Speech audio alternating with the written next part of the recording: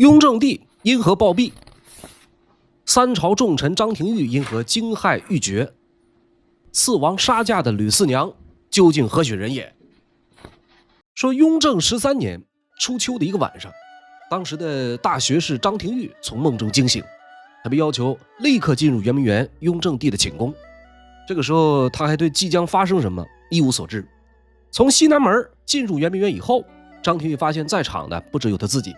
还有当时的另一位军机大臣鄂尔泰和实际上的储君宝亲王弘历。不久后，宫廷内外几位宗亲大臣也陆续进入圆明园。这个时候啊，张廷玉这心忽然沉了下来，这是因为重臣和储君的同时在场，很可能意味着一场权力交接即将进行。就在10几年前，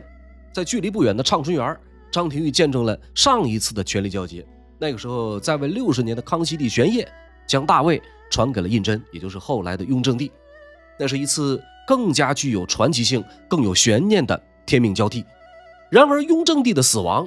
在民间的热度却不亚于康熙之死。关于雍正帝死亡的传说在此后的数百年间层出不穷。张廷玉被急召入圆明园的这天晚上，在位仅仅13年的雍正帝突然死去，同时宝亲王弘历成为了新的天子，这就是乾隆帝。张廷玉本人啊，后来记录下了这天发生的事情，他把这晚的遭遇描述为惊骇欲绝。这天晚上到底发生了什么？在关于雍正帝之死的多种传说版本中，雍正帝他的死因到底是什么呢？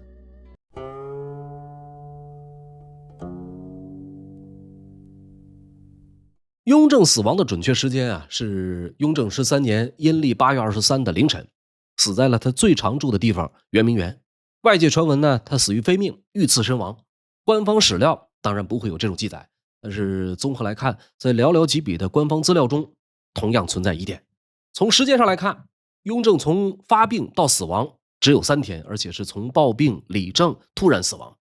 以最原始的雍正朝起居注册来看，大致情况是这样的：说这年的8月，雍正帝一直住在圆明园，因为年轻时曾经中暑过，他十分怕热。出于避暑的目的，按照惯例，雍正帝以及一部分妃嫔早早就迁移到圆明园生活。8月21，雍正发了病，但是仍然坚持办公，看来病情啊似乎不太严重。22日，病情突然加剧，急召皇子和亲王弘昼、宝亲王弘历随侍。当天晚上戌时，也就是7点到9点之间，又召来诸王、内大臣及大学士等人。王公大臣们来到圆明园以后，开始安排后事，宣布遗诏。23日子时，也就是23点到1点之间，雍正皇帝彻底闭了眼，驾鹤西去。发病到驾崩的时间这么短，21日还能照常办公，而且所办的并非紧急大事，所召见的也并非军政要员。起居注说这一天尚不愈，不排除有春秋笔法的可能，或许正是官方为了给人一种错觉而故意写的。到了第二天22日，连续召见皇子和王公大臣，显然是突然病重。再具体一点呢，这段时间实际上是从22日晚上到23日凌晨之间，从病重到死亡基本上就是在这一天发生的，可以肯定雍正是暴毙无疑。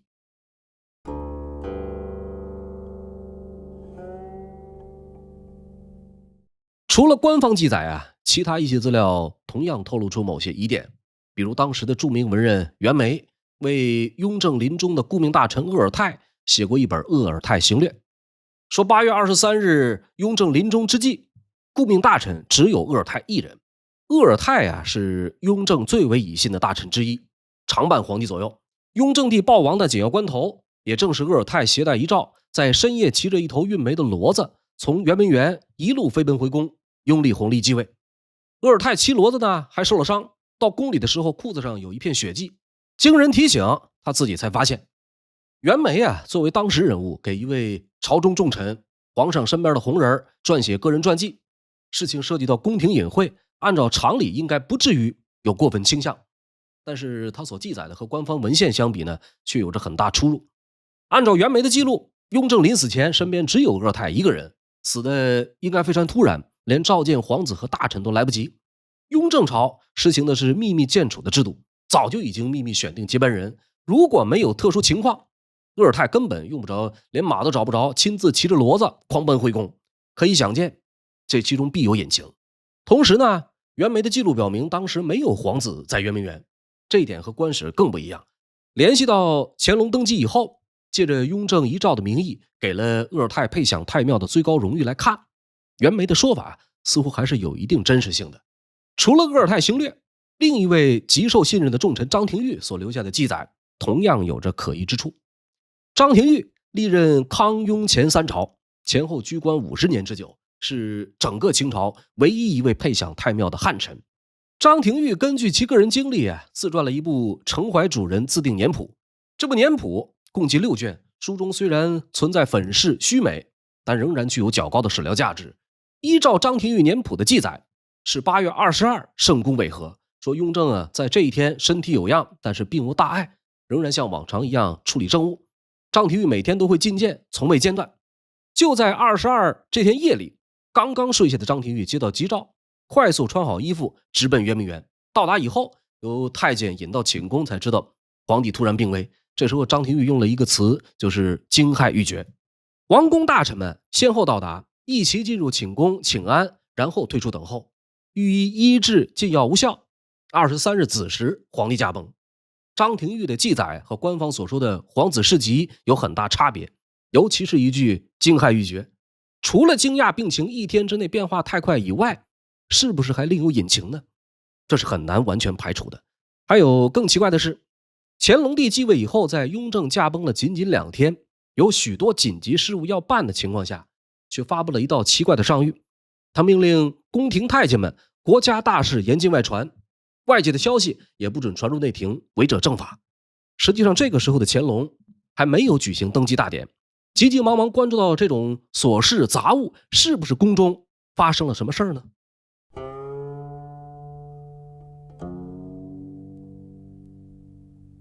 雍正6年已经登基6年的胤禛，在这段时间里对威胁皇位的一些兄弟进行了严厉惩处，对政治经济进行了大刀阔斧的整顿，每天勤勤恳恳处理日常政务，同时也享受着权力带来的各种快乐。然而也就是在这一年，发生了一件让雍正十分恼怒的事儿。说当时的湖南省有个名叫曾静的文人，曾静有个学生叫做张熙。事情的起因是曾静好死不死，让张熙给当时的川陕总督岳钟琪送了一封信，说现在的女真人都是金人的后代，你岳钟琪是抗金名将岳飞的后人，现在你手握重兵，控制西北重镇，应该起兵反清，恢复汉室江山。信中还说雍正皇帝弑父篡位，杀兄屠弟。没想到岳钟琪看到信以后呢，大惊失色，转脸就向雍正告发了曾静和张熙。雍正命令地方官员将曾张2人逮捕归案，追查幕后的主使和信息来源。这师徒俩一张口，可害苦了别人一家人。据曾静交代，他的这颗不识时务的脑袋里边所有的反清思想都是因为读了吕留良的著作而产生的，而弑父篡位等消息是从雍正8弟允嗣、9弟允堂的手下人那里听来的。这里提到的吕留良是明末清初一位极负盛名的思想家。到曾静事发这一年，吕留良已经去世40多年。关键是他的著作影响力很大，坚持反清排满，强调华夷之辩，有所谓华夷之分大于君臣之伦的说法，门生故吏遍布各地，还有一大批思想激进的粉丝。事情涉及到允嗣、允堂，性质就已经变了，再加上一个反清的吕留良，更是让雍正深刻意识到，如果不认真对待，将会对自己的统治不利。于是他就把打击的矛头指向了吕留良以及允嗣等人的余党。吕留良及其长子吕保中已经去世，但是仍然逃不过惩罚，被开棺戮尸。他的学生颜洪奎被打死在了监牢，而后戮尸枭首示众。吕留良的另一个儿子吕义忠和学生沈再宽被押到闹市斩首示众。其他的吕氏门生以及刊刻、贩卖、私藏吕氏著作的人，或斩首，或从军发配，或杖责。吕、颜、沈3族妇女以及年幼子孙被发给功臣家为奴，而在实际执行中呢，吕氏一门全部被发配到了关外，给披甲人为奴。而引发祸端的曾静、张熙，由于在审理过程中认罪态度良好，雍正认为这2个小角色掀不起什么风浪，以误信邪说的理由特予释放。曾静死里逃生以后，态度来了个180度大反转，回到家开始宣扬大清才是正统，当今皇上圣德如天。这位原本想要策反封疆大吏的文弱书生，摇身一变成了大清内外宣传事业的马前卒。其实从古至今都有曾静这种人的影子。比较讽刺的是，曾静张熙逃过了雍正雷霆的手腕，却没逃过乾隆的屠刀。乾隆不赞同他父亲的做法，继位当年就一道旨意将曾静张熙凌迟处死。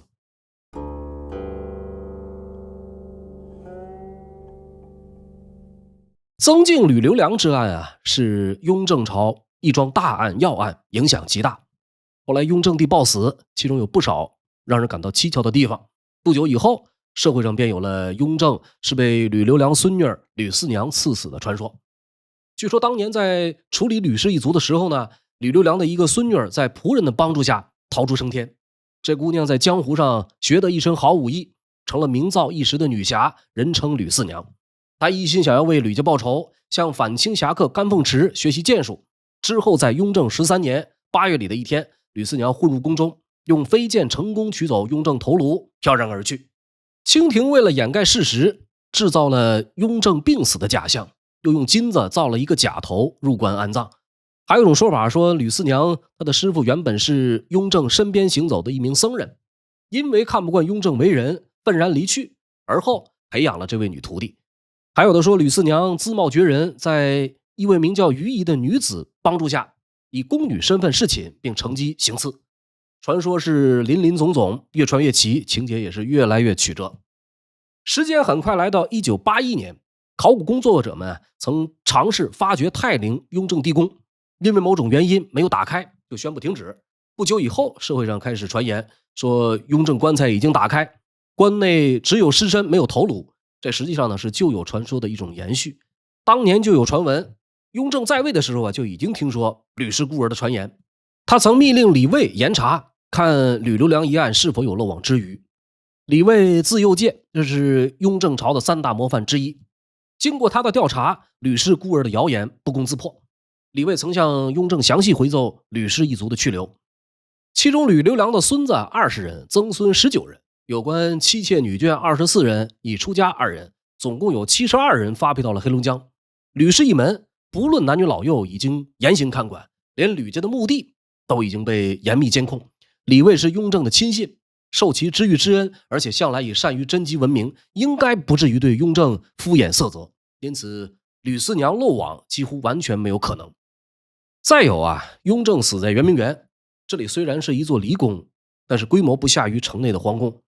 雍正每年有2/3的时间待在这里，园内设有内阁和中央各部院机构。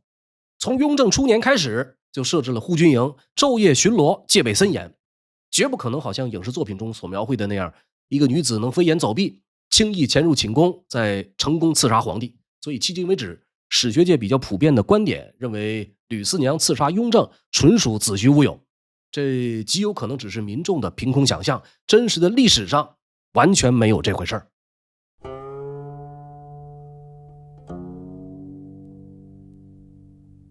除了吕四娘行刺，民间还有曹雪芹设计毒害的传说，说曹雪芹的家族因为在康熙朝九子夺嫡的政治斗争中失败，被雍正帝打击报复。雪上加霜的是呢，家破人亡的曹雪芹，他的恋人竹香玉被好色的雍正帝夺走，国仇家恨加上棒打鸳鸯，曹雪芹和竹香玉两人设计用毒药杀害了雍正帝，并一起逃走。而感到颜面尽失的新皇帝乾隆，无奈在正史记录中删去了竹香玉7人。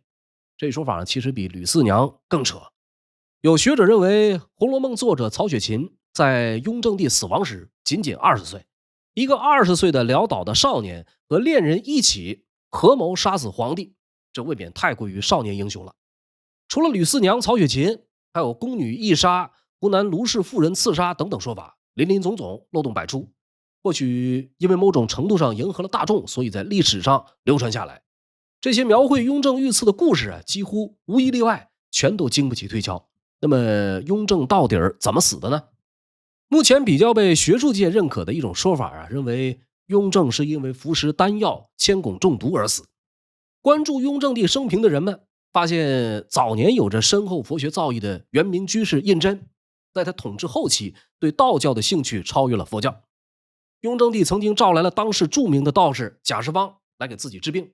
这位假道士采用按摩和念咒的方法为雍正帝治疗，得到了皇帝的好评。然而后来雍正帝却开始医闹，他怀疑这个假道士采用秘术控制自己的健康状况，而将其处死。尽管如此，雍正帝依然没有丧失对神仙方术的兴趣。在统治后期，他甚至亲自指挥炼丹，并在高层官僚中传播他预制丹药的神效。他曾经给宠臣田文镜赐下自制的丹药，田大人服药之后，觉得对自己体力不支的问题很有帮助，腰不酸了，腿不疼了，走路也有劲儿了。但是1个多月之后，活到了70岁的田文镜就一命呜呼了。很难解释究竟是田文镜年老多病才选择服用御赐的丹药，还是丹药引发了他的疾病。包括岳钟琪在内的很多雍正朝的重臣都收到过雍正帝的丹药，但是岳大人究竟是否服药却不得而知。在战争中，雍正帝甚至从军前要来了军队将领的生辰八字，并亲自算命来决定军队人事任免，还给前线将士发送金丹。作为满洲君主，雍正帝是少有的非常崇信道教的皇帝，这在他死去前后几乎成为清廷众所周知的秘密。他的儿子乾隆帝也被发现通过各种手段掩盖这一事实。他在雍正帝死后第2天就把雍正生前宠信的2个道士驱逐出了宫廷，并且欲盖弥彰地宣布，先帝炼丹仅仅是游戏，完全不是被丹药毒死。尽管相关的档案和记录已经被乾隆帝删去了不少，但是后来的人们依然在清宫的活鸡档中发现了相关的原始记录。所谓活鸡档呢，全名是内务府各桌乘坐活计清档。活计指的是工艺，这是内务府用来记录日常物件、原料、物品一份十分详尽的流水账。看似单调，其实大有文章。根据活计档的记载，大概从雍正8年开始，雍正帝就在圆明园秀清村炼丹，大量的矿银、红铜、黑铅、硫磺被送进来。仅仅其生命的最后4年，炼丹所用的燃料就有煤192吨，碳42吨。在死前几天，雍正帝还让造办处送进宫内黑铅200斤。这个黑铅是炼丹常用的原料，同时呢也是一种有毒金属。估计雍正是想来把大的，没想到几天以后就一命呜呼了。中国古代有许多皇帝过分迷信丹药可以长生不老，同时又深受其害，因此有学者提出观点，长期服用丹药导致的重金属中毒，加上雍正帝本身的高工作强度，让他在老年期的开端便患上了严重的心脑血管疾病，这些最终要了雍正的命。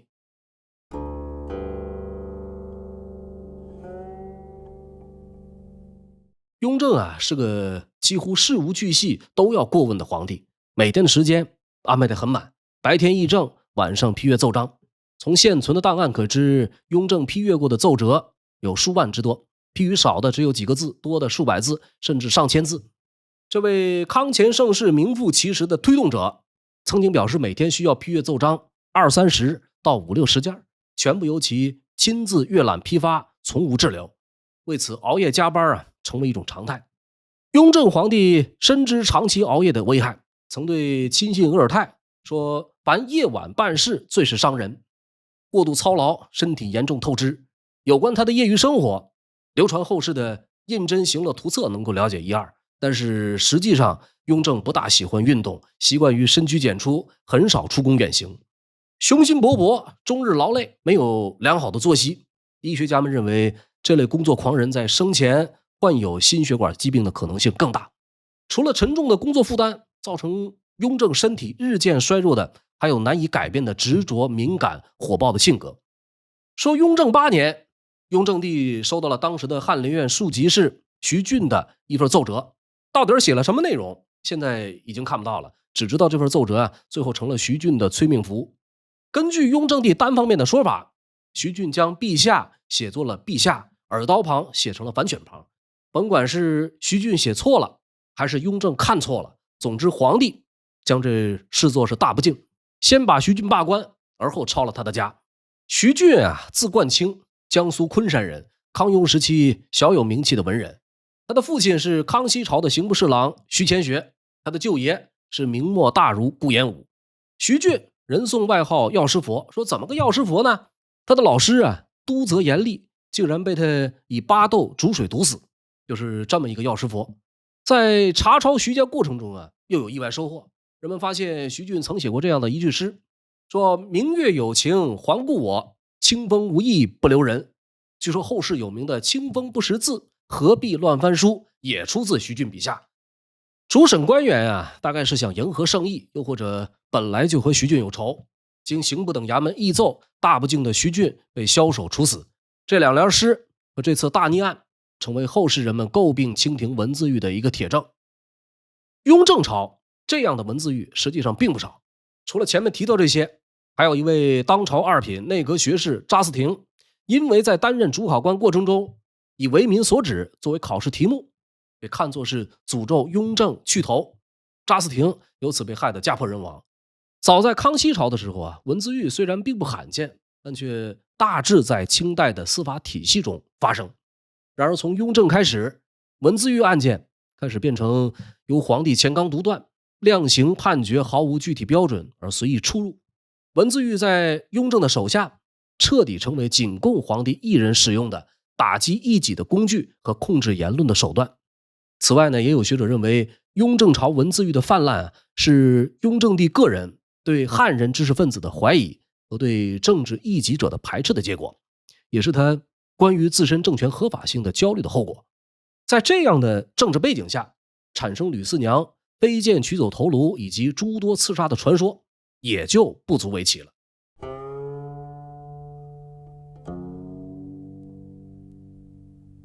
关注清代的历史学家们发现，在土地政策、官僚选用和君臣关系等等多个方面，雍正朝都是清代政治的转折点。之所以出现这种情况，不同的学者提供了不同的解释。在个人层面，雍正帝本人的两种焦虑是促进他施展各种手段的因素。对满洲政权汉化的既期待又恐惧的这一隐秘的悖论心态，使得雍正帝对夷夏之论极其焦虑，他因而对汉族知识分子大兴文字狱。同时啊，作为九子夺嫡竞争上位，雍正对自身正统性同样充满焦虑，这让他面对异己非常多疑。一些宗教学家借此认为，福丹修仙很大程度上就是一种面对外部压力极度焦虑心理的外在体现。单从这一层面而言，无论是吕四娘还是丹药，最终杀死雍正的其实是他本人的焦虑。吕四娘可能确有其人，也可能仅仅是捕风捉影，然而他和丹药一样，都成为了雍正朝政治阴影的一种隐喻。雍正皇帝的种种政治手段最终成为他刺向自己的尖刀，而唯一获益的就是他的儿子，那个近乎完美的独裁君主乾隆。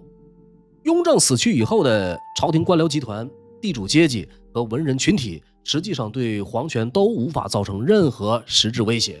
乾隆帝享受着他父亲强硬政治手腕带来的空前君主专制，而不用背负他父亲的焦虑，安然地活到了接近90岁。张廷玉那一晚惊骇欲绝的呀，可能是已经七窍流血的雍正帝，也可能是突然人事不省的雍正帝。这种惊骇既是他看到君主暴毙的一种相对委婉的说法，也可能是作为臣子对至高无上权力的真实恐惧。读历史知善恶，感谢您收看收听烽火赵东南的节目。如果喜欢，欢迎订阅我的频道。本期节目到此结束，我们下一期不见不散。